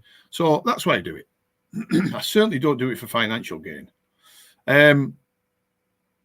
So we've got lots of people talking, and which is great because they're interacting. Yeah, Jackie's just saying there she'll get Chris on it. It's very straightforward. Link it in USB, computer, metal detector, MindLab website, download. 30 seconds later, the update will be complete. I couldn't do it on YouTube. I don't have the energy. No, it's unbelievably time consuming. So, you know, I have to say hats off. I have to say hats off to people that that do spend a lot of time creating YouTube films. It is very, very difficult. I find it extremely time consuming, but I do find it rewarding. Martin Newell, good to hear from you, sir. Hope you're well. Louise Riley, hope you're okay as well. No matter how rubbish YouTube channels are, they're still better than the BBC. I don't watch much telly, mate, to be fair. So Ernie Holding, Graham, since you have an extensive detecting career behind you, what do you think is the best time of year weather pattern for detecting? This is only my opinion, by the way, Ernie. I absolutely hate summer detecting. Hate it. The reason why I hate it is the fatigue kicks in because it's too hot normally. Taking this summer though, we can think again about heat. But usually summer detecting is out for me. It's out for me because the crops are growing, the land's baked, very dry, arid, no moisture in the fields. So my perfect time for detecting is that late autumn into early winter period when there's a bit of moisture on the ground and the crops are off. There's plenty of flattened stubble fields to detect. Even better, there's some nice freshly ploughed and flattened ploughed fields to detect, arable fields. And of course, the grass is shorter on pasture in the late autumn, early winter time. Even into late winter, early spring is a good time to detect for me as well. But that winter period, that late spring, early summer, it's a no-go. It's a no-go. I used to hate it. I used to literally stop detecting for about June, July, May, June, pick it up in July, end of July. Changed a little bit now though, because we're starting to encroach onto the farms that are cutting for silage regular, so the grass is nice and short. But yeah, that get that late autumn period is really good. Sean Wizard has just said, I'm new to detecting, so YouTube's great for me. I just need to find a video to show how to dig. I just need to find a video. I'm new to detecting. Right, okay. So if you go onto our YouTube channel, Sean, which is Unearthed Detecting TV, as you'll see on the banner going across the bottom, I've done some guide to metal detecting videos way back, but they were very worth watching. I think you'll enjoy it. Well, yes, I agree. Perfect. Oh, absolutely, Kaz. I mean, if you can get outdoors as well. A lot of people don't get outdoors in the wintertime too much because of the weather, shortened daylight hours, work. But if you can get out detecting in that period, it's bloody great. And you can make most of my good finds have always been autumn time. I hate it when it's too hot. Yeah, I do. That heat, that humidity is horrible. It just drains everything from you. You end up walking around with bottles of water all the time. So there you go. Yeah. So that hopefully gives you some idea. So just to recap for the people that have been watching, let me just sort this out, folks. We'll do Phil Crawshaw. Good one, Phil. Yeah, I knew somebody would ask this at some point. So your Equinox machine is due, your 700 is due an update. So there's an iron bias feature that's going to be added into the new program. There's something else as well. I don't know if it goes down the sort of iron bias -1 for your Equinox 700, which will be good on good. It'll be good unmasking for iron coins and artifacts around iron. For example, -1 naught. So if you do your download, I would do it or your update, I would do it as soon as you can, because it will improve your detector's performance, especially around iron. I think there's a stability feature in there as well. I think there's 1 or 2 updates that will improve the detector. What people are asking, is there anything for the 800 Equinox? And there's not. So unfortunately, the 800 Equinox isn't. There's no update available. So it's 700 and the Xterra Pro 900, 700 Xterra Pro. Or is it? Yeah, Xterra Pro. Yeah, but it's worth doing, Phil. As soon as you get it, as soon as you get a chance to do it, do it. Even I'm waiting to get on some fields. I had permission on 6 field. Good. The crops, Jeff. We usually start seeing the southeast of the country taking their crops off around about the start of July. I've even known them taking off crops end of June. The pea fields normally in Lincolnshire start coming off mid-July, and then the detectorists are moving on to the fields. Then Bloodicus Detects is a fantastic channel. You and Louise, there you go. We've got Jim Neverson here. We've got Kip Linton, which is Chris Linton, and we've got some new people joining us. So, folks, just for tonight, if you're interested, if you were watching at the start, we were talking about these liquids for preserving and protecting your coins. The monitor liquid there is a solution for cleaning your coins, bronze, copper alloy, artifacts, and coins. And then you've got your silver tarnish remover, your clean bill on your hammered coins and your Roman silvers, for example, and your waxes as well, which is that. If you go onto the Unearthed website, just for tonight only, and you order some of these products, you can put in the discount code, which is Unearthed Partner, to get 10% off just for this live stream. How good's that? Because lots and lots of people are buying this stuff, which is really good. So I thought, if I'm going to do this live stream, why don't we offer somebody or the people a little bit of discount? Why not? It's nice to give, isn't it?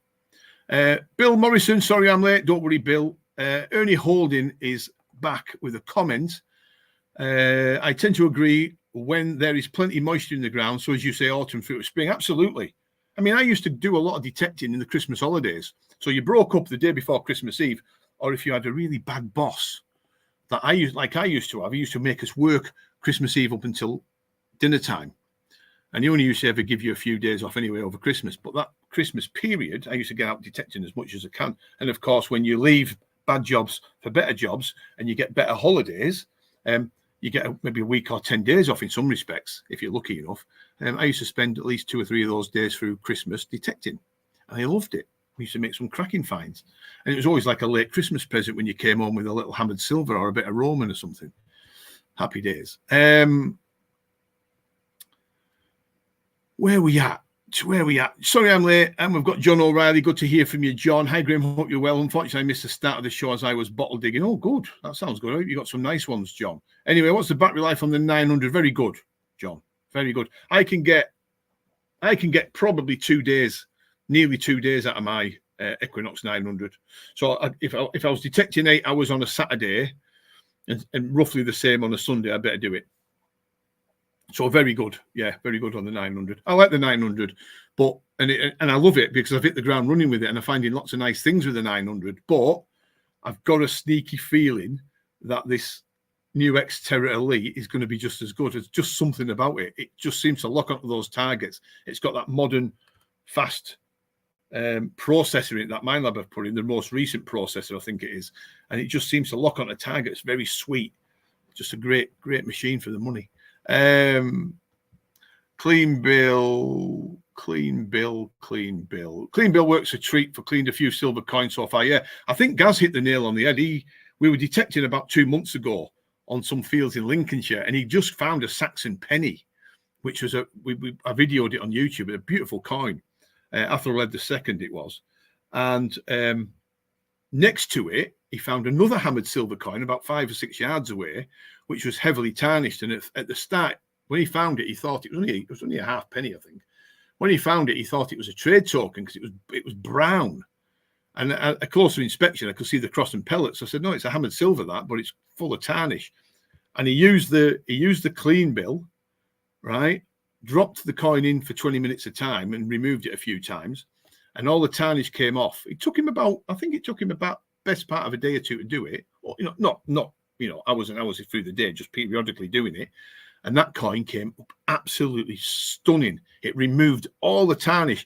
If I could put the pictures on this screen, I'd show you now, but I haven't got the technology to do it, to get back into the system to show on the screen. I can't do it.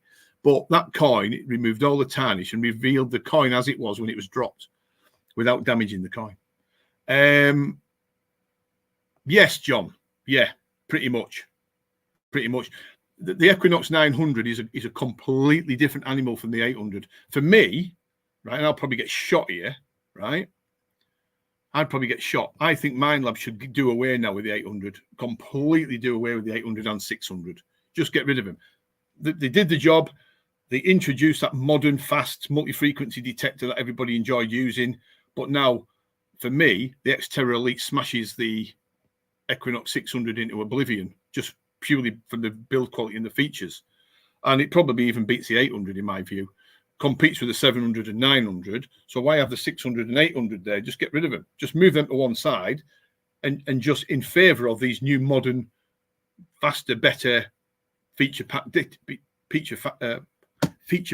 detectors. That took some spitting out. But that's my view on it. William Morris has just ordered some. Yeah, you'll enjoy those. You'll love the cleaning stuff, William, and not a problem for the discount, mate. Much appreciated. Hi there, love your videos. Who's this one? Aaron. Hi, Aaron. I don't think I've ever spoke, Aaron, to you. Hi, love your videos. Well, keen to can't wait to get up tomorrow on 2 gold this year, hoping for my 3rd. Do you know what, Aaron? If you found 2 gold this year, that is absolutely incredible, because a lot of people don't find gold for years and years. So there'll be people on here that's interacting with us now, and you can see their comments on the side. Some of them haven't found gold for years.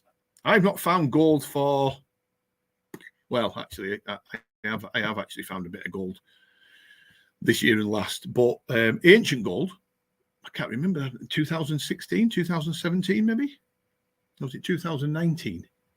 Might have been 2019 when I found all gold. But it can take years and years to get it. So if you found 2 gold this year already and you're on to your 3rd, fantastic. So Jeffrey Carter, I bought 2 Xterra Pros 2 months ago. Then I ended up winning the Xterra Elite. Is there a big difference? Yes, it is. Massive difference. Jeff, massive difference between brilliant metal detectors. The Xterra Pro, the Xterra Elite is on a different league. It's fantastic. And just at the touch of a button, if you wanted to come out of multi-frequency, you can use it on that nice 15 kilohertz single frequency. So effectively it's 2 machines rolled into one, because you can use it on the multi-frequency platform as a true multi-frequency detector. But for whatever reason, if you want to go into 15 kilohertz and use it as a single frequency detector, like there is a lot of them out there that people still use, including the Nocta Simplex and things like T2s, F75s, whatever else is out there, Deus One, you can use it on a 15 kilohertz setting and still find lots of nice things. Ron Stevens is a bit late, but hi. Shall we race the Astil Hunter? Shall we race for the 3rd bit of gold? I love a little bit of competition between you detectorists. Well, happy I now won it on the raffle. I don't, Jeff, this is not a dig at you, but I do not support raffles whatsoever. I think they're bad for the trade completely. But well done for winning it. I don't think there's a place for people being having a job 9 to 5 and then doing raffles of a night on Facebook. It just, people are swerving buying the metal detectors off dealers for these live draws. I think it's wrong. That's just me.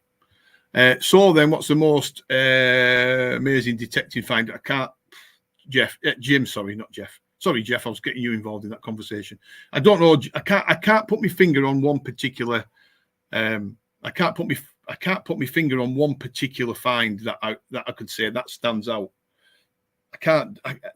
I've just found some of my rare Saxon. I found a unique Saxon penny once, which was wonderful to find. I found this, lots of different.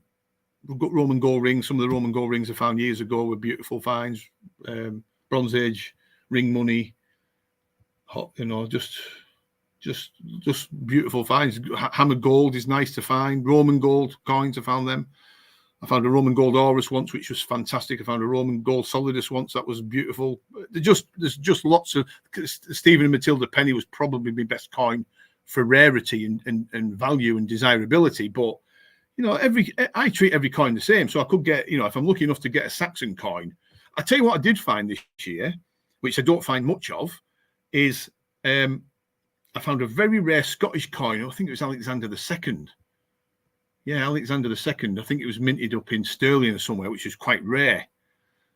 And the next week I went out, I found a Henry VII sovereign type penny. Now, there's nothing unusual about finding a Henry VIII sovereign type penny, but I really like them. And this one was quite unusual because it wasn't misstruck, but it was slightly misshaped, which added to its flavour. So all the hammered coins you find, so for example, Jeff Carter or Astle Hunter or whoever, Aaron, for example, in their collections, they've got hammered coins, and some of them hammered coins are the same. So there might be 6 or 7 sixpences from Elizabeth, but every single one of those coins, even though they're the same coin and denomination, will look absolutely different to the next one.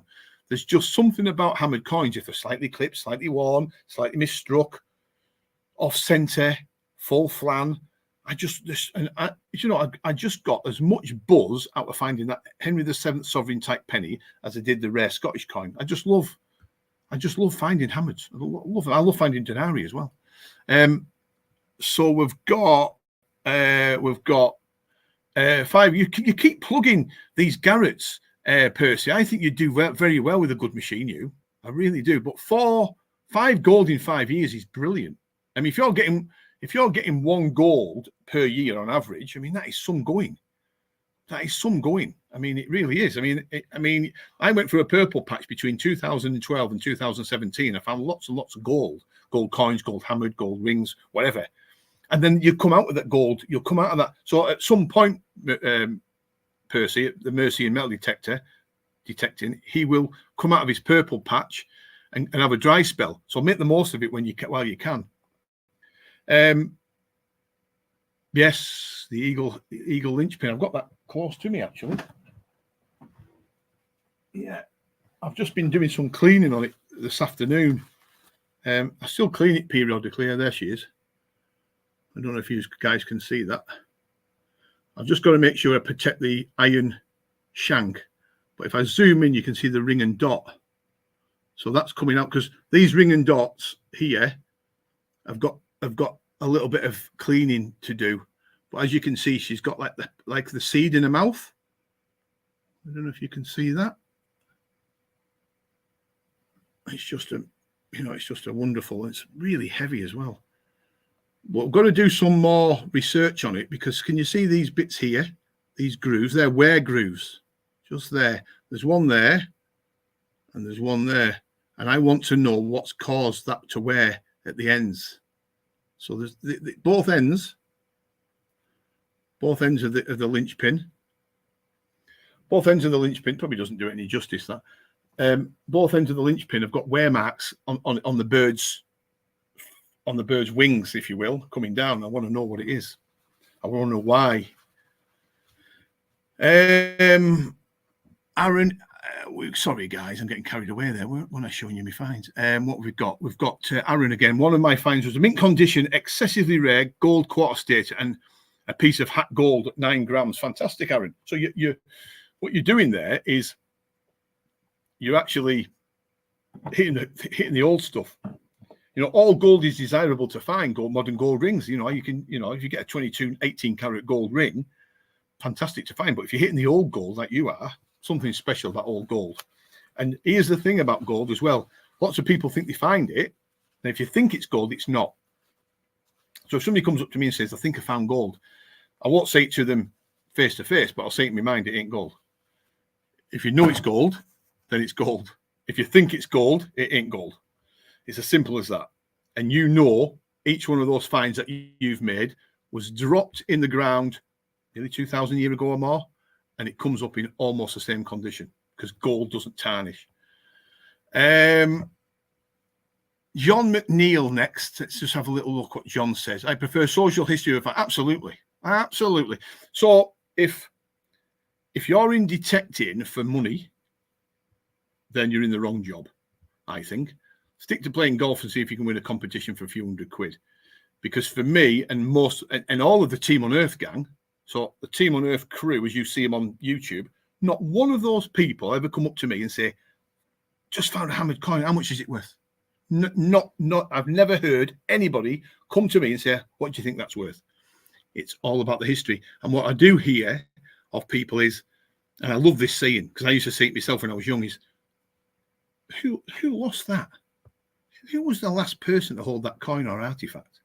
And that is what detecting is all about for me. It's not just about rescuing the find from destruction from modern machinery and agricultural equipment. It's also about your imagination kicking in to think, that hammered penny or that Elizabeth I shilling, who was the last person to hold that? What stories could it tell?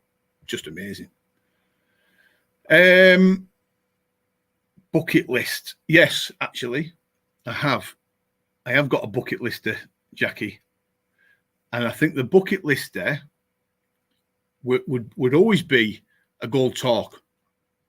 I've always wanted to find a Celtic Iron Age torque. And I think it's because when you see these in museums and you're almost face to face with them, then there's just something unbelievably amazing about the craftsmanship. And you could just imagine, digging, getting a decent signal with your detector and just digging down gently in the earth and then getting a glimpse of one of these ends of the torques, the balls of the torque, if you will, the eye of the torque. Can you imagine the feeling that you must get if you're seeing that sticking half out of the oil? It'd just be incredible. Again, the first thing that would come to my mind was who lost that, or who buried it, and why did they bury it, and who had it around their necks or arms or whatever. Just incredible. Absolutely incredible. The period of the eagle's head I just showed you is Iron Age, Romano-British. So yeah. So yeah, the history is always going to win. Absolutely, history is always going to win, no matter what. I mean, it's a bonus if you find a coin or artifact that's worth a few quid, or it's a treasure item. Then that's great. It's absolutely fantastic. If you find a hoard of coins in a pot, it's going to go through the right channels, and the treasure trove will kick in, and the landowner will get half the value of the hoard, and you will, or whatever, or no matter how long it takes. But it's all about who buried it and who lost it, and who, why did they bury hoards? I'm doing an article at the moment for the magazine that's talking about finds and losses and hoards, and it's just captivating to think. It's just amazing to think, why did somebody bury a hoard? If I was a medieval merchant, for example, and I was going to the nearest town, for example, I'd just got a few dozen hammered coins in my purse, and I was just going into a town. I was going into Norwich. Right? I was unsure about Norwich because I've never been there before, and it's getting dark. There's a few undesirable people knocking around on the streets, on the roads, or whatever, and I feel a little bit threatened. And I feel that because I'm out of place and my accent isn't the same as theirs, that I'm going to get done over tonight in this tavern. So what I'm going to do, the oak tree just outside the city grounds or the city walls, I'm going to bury my hoard down there. Now, I'd probably have nothing to dig it with. I probably haven't got a shovel, so I'm going to have to dig it with my hands. So you think how many people buried a hoard in medieval times just using the hands, scraping away at the soil to get it in there before it got pinched or before they got mugged or whatever it was. So some of these hoards are not that deep. And then, of course, the hoards that were deeper were probably more purposely buried when they've got shovels digging down. But how deep do they go with the shovel without going huge in the hole? There was talk of about 18 inches is the magical, 18 to 20 inches is the magical depth for a hoard. Quite interesting. So there you go, folks. That's going on. Did I ever? Yes, I did, Kaz. That's a good question. Yes, I did. Unearthed is a good name for selling metal detectors and equipment. God knows why I even went into selling metal detectors. God, I must have needed my head looking at. It's the most cutthroat hobby on the planet. It really is. But yes, I did.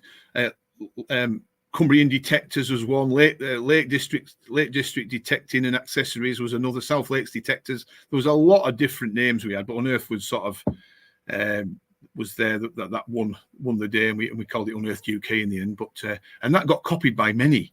So we came out with Unearthed UK, and Unearthed and whatever else. And then all of a sudden, all these YouTube channels and Facebook pages with Unearthed came up and started using the name Unearthed, which is fine, which is great. You know, it's just you know, we like to keep things original if we can. So we've got the Who, right? I was thinking about that when I dug up circumstances of way life back then. Absolutely. And you've also got to remember that, you know, people don't realize this, and I think it's a good bit of information I'm going to give to you, is the pennies that you find in the fields. The medieval pennies weren't dropped by the rich. So the merchants on the horsebacks and the rich lords and the barons and the princes, you know, and all the rich merchants were never out in the fields working, remember? Oh, no. These coins, your cut quarters and your cut halves and your medieval silver pennies were lost by the peasants, because they're the ones that had the loose change in the pockets. They couldn't leave them back home at the Wattle and Daub home that they had, because they were frightened about somebody breaking the door down and robbing it. So they took the money out into the field while they worked, and they worked in the fields tirelessly. You've got to remember, the work wasn't like we have work today, going to work in the shipyards, in the factories, in the offices. Everybody was outside working. They were outside working, harvesting, cutting wood, hunting for food, surviving. So they had the coins and artifacts on them. And most of the coins that you find in the fields are lost by peasants, because they're the ones that had the loose change on. Peasants got paid a penny a day for their labours. They lost it for whatever reason. Heavy rain coming down, running for shelter, the coin came out, whatever. Long grass. If you take a hammered penny out tomorrow, or even worse, if you take a hammered half penny out and you go to your nearest field that hasn't been cropped, hasn't been cut for silage, and you drop that coin in that long grass, you try finding it again. We've got Lee Harrison says, if I didn't sell detectors, I would have never met him. That is very true, mate. And I've met some, you know, don't think I'm painting a bad picture of selling metal detectors, but it can be. But I've met some wonderful people also. Yeah, it's a difficult one, Bill. William's saying there that the wings on the linchpin will be worn off the flange of the wheel going round. Check the shape of the wheel, the wear on the pin. Yeah, I'm getting that, but it doesn't, where the linchpin went in, and where the wear marks are, there must have been something on the wheel itself that was going round and catching on the edge of them wings, if that makes sense. But yeah, the detecting is unbelievable. It's absolutely incredible what you find. And of course, there is people out there that want to ban what we're doing, of course. But, you know, my message to people that say metal detecting should be banned is this, quite simply, is that, you know, we're bringing history back to life. We're saving it from potential destruction. Whether these anti-detectorists like it or not, we are saving coins and artifacts from potential destruction. Because how many of you guys have found artifacts and coins that have been absolutely smashed by the plough, or modern ploughing techniques, or modern farming techniques? The year later, it would probably been blitzed into oblivion. So you're saving little pieces of artifacts and partifacts. You know, and you're not breaking. I've never ever dug a hole that's gone into archaeological layers. You know, so you've got people like Barford, for example, you know, kicking on about metal detectors and slagging metal detectorists off, but he doesn't understand we are actually saving these coins and artifacts from potential destruction. It's as simple as that. It's as simple as that. And none of us, I don't know a single detectorist that's ever dug down through archaeological layers and damaged a site or anything like that just to extract a George III penny, for example. You know, he has got some valid points, actually, Barford. You know, I'm not going to sit here and slag him off to my heart's content. Some of his points about people selling coins and artifacts on eBay, he might have a valid point. Now, for example, not so long ago, there was a detectorist on an organized rally, a commercial rally, that had found a coin, and he was told by somebody on the rally that it was worth a few quid. Okay. So what did he do? He took a picture of it in the field on his mobile phone and uploaded it onto his mobile phone while he's still in the field onto eBay, and sold it. Within 20 minutes, half an hour of him finding it, that find was on eBay. I don't think that's right. That's just me, by the way. I'm entitled to my opinion. But I think, you know, if somebody came on our team on Earth Digs and found a nice, desirable coin, say they found a Edward III quarter noble, small gold hammered coin, rather desirable to find if you're lucky enough to find one. And I got wind of somebody doing that, taking a picture of it, uploading it onto their eBay account and selling it directly from the field, I'd be mightily pissed about it. But that's me. I still work woodlands and fields today, and rest assured, it's still peasant wages. There you go. Yeah, pretty much, mate. Not a lot's changed per se over the years, but it is that's who lost the coins and artifacts. A lot of what we find from the medieval period are what the peasants lost while they were toiling in the fields. The merchant would never venture into the fields with cut quarters and cut halves. He wouldn't go in there anyway, because he wouldn't be doing the work. You know, sometimes when you find a gold noble, for example, then things have changed slightly. Someone with you know, a bit of heritage, a bit of rich, you know, a bit of social stature, should we say, has lost that coin. You know, it wouldn't have been a peasant that lost it, but all your sort of loose change and small change was lost by the peasants. They were the ones in the field that got paid. So there you go, folks. I hope that goes towards giving you some information. We've got 20 minutes left. We've got about 40 odd people on, I think. But yeah, most of the people are watching on YouTube still, which is great. So that's a lot of information crammed into that. I hope that goes somewhere helping. There's some people on here that we've not seen before, and some people have joined us after I mentioned about these mags, unashamedly plugging them. So our magazines now, the Detectorist magazines, are available to read on the Unearthed website under magazines. Issue 11 has just been released recently. If you go onto the back, scan it with your mobile phone, you get put into a draw to win £2.5 grand. There you go. Dead easy, isn't it? Dead easy. Who wouldn't want to win £2,500? Nice money. Anybody, any questions? Or not? Anything?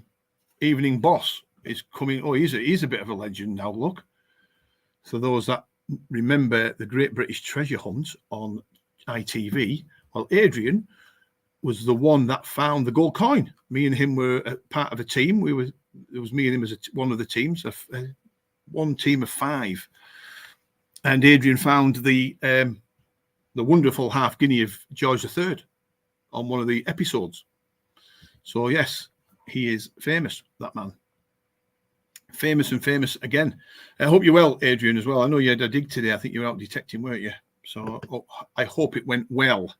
But yeah, anybody, just a word of a word of information. Basically, the next Unearthed Detecting TV film is due out. I'm thinking of putting it out tomorrow. Actually, I don't know if I should put it out tomorrow or Monday. I'm going to try a cheeky Sunday upload because I've got the midweeker from Wednesday. The film. Now, listen, if you enjoy looking at finds and stuff coming up, this is a brilliant video to watch because there's some firsts on it. So there's some real bucket listers for people on this particular film. And of course, this farm that we detected had a ruined castle on it years and years ago, centuries ago, gone long time ago, gone. I think it was even ruined in the 1300s. That's how old it is. And we were lucky enough to gain permission to dissect on the fields below the castle. So the next film that comes out on our YouTube channel, on Unearthed Detecting TV channel, is all about this farm. And you'll see some wonderful finds, really fantastic finds. Aaron is saying, can I get hold of any maps? So you want to go on to side by side. If you just type into Google side by side maps, that's the Scottish map website. That's very good. So you can get the maps right back from about 18 something. And they're a good indicator because then maps indicate older structures and buildings and footpaths and field boundaries from way back. And you can get the modern map, today's Google Earth, if you will, next to the 1800s map at the same time. So the side-by-side maps, just type in side-by-side maps. You can type in any postcode from anywhere around the UK and you can get that particular farm, field, footpath, field boundary, whatever it might be. Very good. Very good. I use it often. Not all the time, but I use it often. And there it is, Dickie Mint. That's what he said when he found it. Dickie Mint, he shouted. Where we at? Can't wait to watch it, Jim. Honestly, you'll love it. I mean, the last Sunday's film was okay. I came back from that rather deflated, actually. I was tired from the moment we set off in the morning. It just didn't feel right for me. I don't know if it was that cold wind that just continued to blow all day. I just couldn't get me. I couldn't feel that the team was going to come up with the goods. Don't get me wrong, we found some nice things, but it was an anticlimax for me. But Wednesday made up for it. Wednesday was really good, and we found some fantastic things. I'm really proud of the squad, and some of the finds were fantastic. You'll see them tomorrow. I'll upload it tomorrow. How often is this show? No. Do you know what, Dirt Digger? This is the first one for 5 months. We just don't get. I just don't get a chance to do them, mate. I'd love to do more of them. I really enjoy doing them. Enjoy chatting to people like yourself and Aaron and Jim and Adrian Harris and Dale and Jackie and Rain and I could go on and on. But I just don't get a chance to do them. There's a little window this weekend. I'm not detecting. I'm not doing any fishing this weekend either because of the weather. And I thought, well, you know what? Saturday night, I watched the Scottish game last night. I hated it. It was absolutely awful. Everything about the Euros. I just can feel I'm not going to enjoy these Euros. And I don't know if I'm going off football a little bit. I don't know. But I thought, well, let's do a live stream. I haven't done one for 5 months. So good timing, mate. Yeah. Good to see Rob Quince as well. Last time I spoke to you, you just found your first Saxon skeet, Rob. Well done to him. The digs have been a brilliant watch. They're just enjoyable, just so enjoyable. And you know, there'll come a time when I won't be fit enough, or I'll be too old to get out and do what we do. And I can look back, and you know, there'll be a tear in my eye, probably, you know, thinking how good these times were. But there'll be nostalgia. Nostalgia will kick in at some point. You know, I'll get, you know, maybe 20 years time or whatever. You know, whatever. I'm 54 now, so you know, I've probably got 20 good years left of detecting, and then I'll call it a day. But or maybe more, who knows? But to look back on some of these films and cherish what we find is going to be priceless, I think. You know, we've just got so many nice finds to share with people, I guess is the right word. I need to make the trip. You do, mate. You used to come on a few, but you've got such a long way to travel. You know, we're here in the north, in the wilds of the north, and you're way down in Cambridgeshire. It's a long way to travel. But listen, you're welcome anytime, Rob. You know that. You know that. I can't pronounce this name. Intrigue Manor. Good evening, guys. I've got to break it into two. Intrigue Manor. What? I don't know if you can hear me, Intrigue Manor, but what is the meaning behind your name, sir? I like it, by the way. And here comes the rain, he says. Always nice to have a live chat. We've still got 15 minutes left. Really enjoyed this live cast. Can't wait to get back to UK and start detecting. Absolutely, John. Keep enjoying it. We've got Ron says, oh, Ron's actually here. Yes, Ron. Hope to give the Elite a good run out. Do you know what, right? I'm going to put my neck on the block here. That machine, people are going to use it, the Elite, and say, bloody hell, I ain't going to be looking for anything else, because their machines are just awesome for the price. You know, I can understand MineLab bringing it out and why they brought it out, but to do it so quickly and so quietly and stealthily, I was like, wow, I was literally blown away by how good it was. Absolutely awesome machine. Next one for definite, mate. Yeah, there's going to be one. There's going to be one on the 23rd, Rob. There's going to be one on the 23rd of June. If you want to come up for it, mate, you're more than welcome if you can make it. If not, it'll be July after that. So house prices, IO, fantastic quality, LiDAR maps. The LiDAR, I get a little bit of good information off the LiDAR maps, and some of it is, I can't get any detail off mine. Some of the permissions I've got, just don't get anything off it. Strange. Spot on. Yeah, no, you're more than welcome, mate. More than welcome to come. You were one of the original, well, not one of the original, but you joined us sort of like 4 or 5 years ago as one of the Team on Earth members. So you're more than welcome to come along, mate. Absolutely. If it's too far, don't worry about it. but you know, it'd be nice to see you. I'll if you drop me an email, I can send you some details on it soon, because I'm going to be releasing the where it's going to be soon enough. So yeah, any questions? We've still got quarter of an hour left, 12 minutes or whatever. If you want to drop me any messages or any information, you can do, and then we'll call it a night, and you can go and do what you want to do, guys. But yeah, keep an eye out for that video tomorrow. You're going to love it, folks. You're going to absolutely love it. I know you are. I know it's because it's we didn't know what to expect. We just didn't know what to expect. We just thought, well, there's got to be something here, and bang, yeah, we found it. Jean, how are you? Hope you're well. Jean is a Team Unearthed member, a very cherished Team Unearthed member. She found, I hope Jean doesn't mind me saying this, she found a hoard of silver hammered coins once in 2020, I think it was, on a Team Unearthed dig. And it was a hoard of Charles I, Elizabeth, and James coins. She might put me right if there was any other denomination or kings and queens in there. He got his 800. I've still got my 800. Yeah, that's good. Good machines, mate. Good machines. We've got, can't wait till next Saturday. Got a digging Crawley, 200 acres. Brilliant, Jeff. Brilliant. Smash it, mate. You come back with some nice things. It's always nice to get on a dig. And if you've got plenty of people there that you know, and you enjoy that banter, and you enjoy that, what's the word? You know, that get-togetherness and banter and things and crack, and then you can get out doing a bit of detecting. It's good, and seeing other people's finds as well. Yeah, you take care, Dean. Look forward to seeing the video, mate. Have a good evening, and everyone, good luck. Yeah, good luck to you too, Dean. I don't think I've seen Dean for years, actually. Over 100 going. Might be a bit much for me, mate.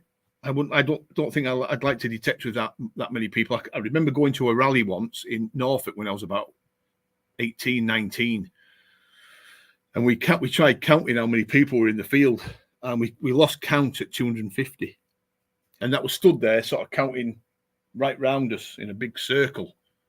It was just everybody was crammed in one field, and there was over 250 people, and there was more because there was people. I reckon there was 350 people. It's just too many people getting in the way of each other. Machines were interfering with each other. People were getting irate because one or two people were having a line to detect across, and people walking right in front of them, making finds right under their nose. It got a bit too much. But 200 acres with 100, you can spread out, so it's not too bad if you can spread out on all the fields. A bit crowded like the last one. I done it. It was a bit too much. Yeah, I always think the magical numbers are around about 30. If you can get on these digs where there's 30 or 40 people, it's brilliant because you've got lots of land to stretch out on, and you don't get bothered by too many people. Then you see, and if you've got a mate or two with you, you can have a bit of a crack at the same time, so it's not too bad. Right, folks, I am going to give it 10 minutes. Just more than 10 minutes, and then that'll do it. So if there's anybody got any questions or anything that they want to get off their chest, anything in particular, let's yeah, Jeff, 30 is perfect. We sort of do between 30 and 35, maybe 40 sometimes, but any more than that becomes a nightmare to manage. And of course, you know, the more people you're managing, the more chances of something going wrong. Jean says, I'm good, thanks. I'm still waiting for the report on the hoard. I mean, how long's that, Jean? 4 years? Nearly 5 years? It's too long. Okay, COVID kicked in, but that's gone long. That's over and done with now. People should be getting back on their feet about that hoard. It was lovely. And I think, you know, you should hear something pretty soon about that. Hopefully. I've tried to research the ground the paths, and I would prefer to know where the paths are and just get a feel of the land. Absolutely. People make a lot of good finds just getting the feel of the land. I like the look of those features in that field. I know the footpath goes over there. That area looks good. Go and detect it. You'd be surprised what comes up. You know, you can do your research, which is fantastic. But sometimes you can get onto a field and you just get the feel. Sometimes people let the detectors lead them and just say, right, I'm going to have a wander, see what comes up. And you know what? There's been some brilliant finds made doing that sort of thing. Right, folks, come on. Let's see if we can get there's people dropping off now. And we're only down to 42 people. So we'll call it a day in 10 minutes. If not, if there's anybody else got anything to do, just remember, folks, a bit of a recap. You can put the discount code in to purchase any of these coin cleaning products. And even these as well. These are brilliant. Absolutely awesome. Spray bottles, the new ones. Much bigger than the ones that are currently out there. And you've got this little lanyard, as you can see. It's even got the Team Unearthed badge on. Little lanyard you can clip to your belt. As soon as you get that hammered coin, top off, water in there, give it a spray. You don't have to rub your coin anymore. You've not ruined a coin, and you've cleaned all the dirt off. Happy days, just ready for that awesome picture to be uploaded onto YouTube or Facebook or Instagram. So if you go on to www.uneartheduk.co.uk or just type in unearthed metal detectors, it'll come up. Under coin cleaning accessories, dead easy to find. Any more? I don't think we've got anything else. The one thing I will say, the stuff that's selling the quickest at the moment is this. The wax, and I tell you why, because the waxes that are out there already are leaving that horrible white paste under the as a residue. This doesn't. This actually is the best. So that's what people are buying the most. I've just, where are we at? Andy Thacker.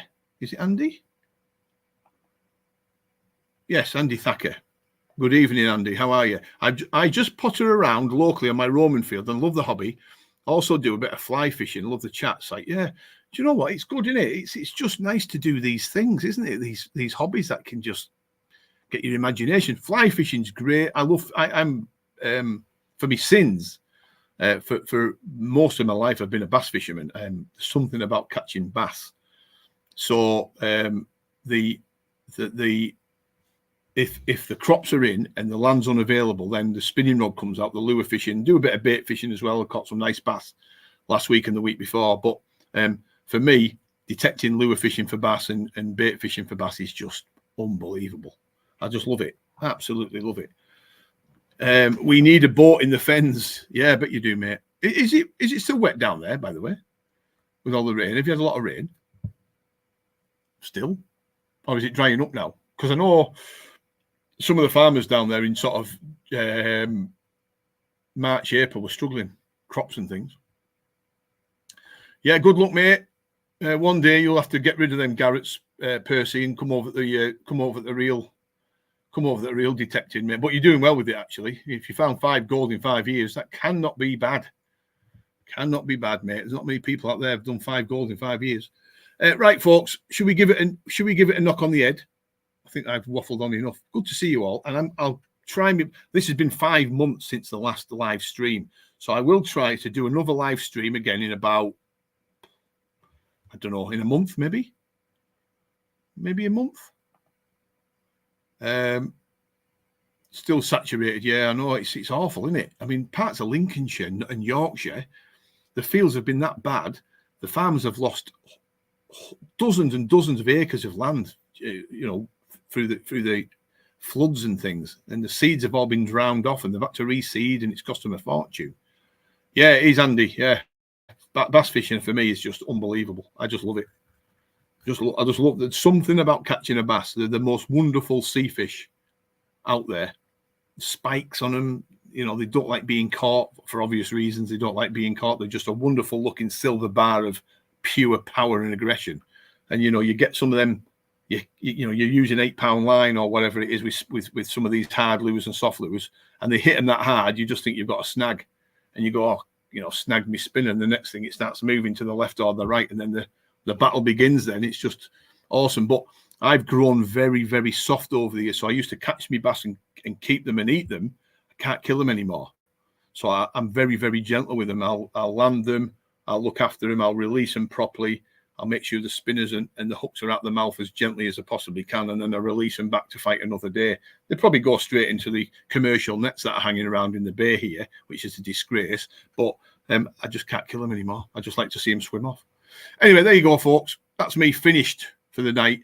Good to see you all. I'll see you maybe in a month's time, but keep an eye out for tomorrow's YouTube film. I think a lot of you people will enjoy it, will really enjoy tomorrow's film. Well done to the guys that smashed it on Wednesday. Okay, folks, keep doing what you do. See you later.